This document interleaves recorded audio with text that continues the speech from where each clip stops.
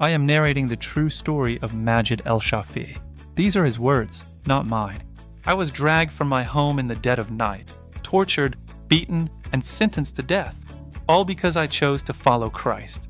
And yet, I survived. This is my story. I was born in Egypt, into a world where faith was predetermined long before I understood what faith truly meant. Growing up, I never questioned the path laid before me.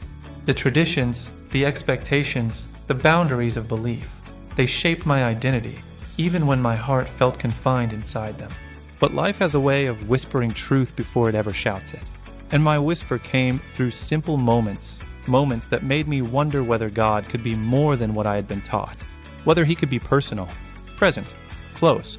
In my youth, I carried a fire, a passion for justice, a desire to fight for what is right. I didn't know at the time that this longing was the very doorway through which God would enter my life. One day, I encountered the story of a love so unconditional, so profound, that it shook the ground beneath the foundations of everything I believed. I discovered the message of Jesus, not through argument, not through debate, but through the undeniable power of compassion, sacrifice, and truth.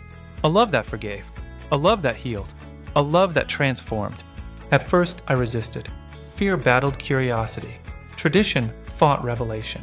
And in those days, my soul lived between two worlds, the life I knew and the truth that was calling me. But the human heart cannot silence the voice of truth forever. The more I learned, the more I felt seen, known, loved. Christ wasn't calling me to abandon my identity. He was calling me to finally discover it. The turning point came when I experienced what I can only describe as divine clarity, a moment when the presence of God washed over me like light breaking through a lifetime of darkness. Every doubt melted, every fear loosened, and I knew this Jesus was not just a prophet. He was Savior, Redeemer, the very Son of God. That moment changed everything. It was the beginning of a new life, and the beginning of the greatest danger I had ever faced. My conversion did not remain hidden for long. In my passion, I shared the message of Christ. I reached out to others. I helped the poor. I defended the persecuted. And in doing so, I became a target. One night, the consequences came crashing down. I was arrested, taken, dragged into a world where cruelty had no limits and mercy had no home. The days that followed were filled with pain no human heart should ever have to carry. But even in the darkest moments, when torture sought to break my spirit, something stronger rose within me, a peace that did not come from this world. Every strike, every threat, every moment of agony became a reminder of the one who had suffered before me. And I whispered in my heart, though I walk through the valley of the shadow of death, I will fear no evil. My faith was not crushed. It was refined. In the face of death, I held on to life. In the face of hatred, I held on to love. And in my deepest suffering, I saw the unmistakable hand of God. My escape, when it came, felt like a miracle stitched together by providence itself. Doors opened that should have remained closed, paths cleared that should have been blocked, and breath returned to my lungs as if God himself said, "Your mission is not finished." Freedom did not erase the scars, it gave them purpose.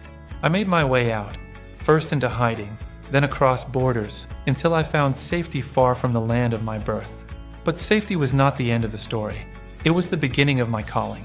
In Canada, my heart burned not for revenge, but for justice, for the ones still silenced, for the ones still suffering, for the ones whose cries were swallowed by systems stronger than their voices. And so I founded One Free World International, a movement to fight for freedom, defend the persecuted, and bring hope to places where hope is forbidden. My mission became simple: to be a voice for the voiceless, a defender of the oppressed, a witness of the love of Christ in a broken world. I have seen miracles, lives transformed, families restored, prisoners freed. I have seen God move behind prison walls, in war zones, in hidden rooms where faith is whispered like a dangerous secret. And through every trial, every journey, every battle, I learned a truth deeper than fear, stronger than pain, and more enduring than persecution. When God calls you, no force on earth can silence your destiny. Faith is courage. Faith is obedience. Faith is walking into fire knowing you are not alone. And I stand today, not because I am strong, but because Christ is strong in me. Not because I am worthy, but because His grace is greater than my past. Not because I escaped death, but because He gave me life. My story is not about suffering. It is about redemption. It is about the God who finds the broken, lifts the fallen, and restores the forgotten. Where there is darkness, His light shines brighter. Where there is bondage, His truth sets free. Where there is pain, His presence heals. And where a single heart dares to believe, transformation begins. If this testimony touched your heart, please like, subscribe, share, and comment your own testimony below. Your story can inspire someone today.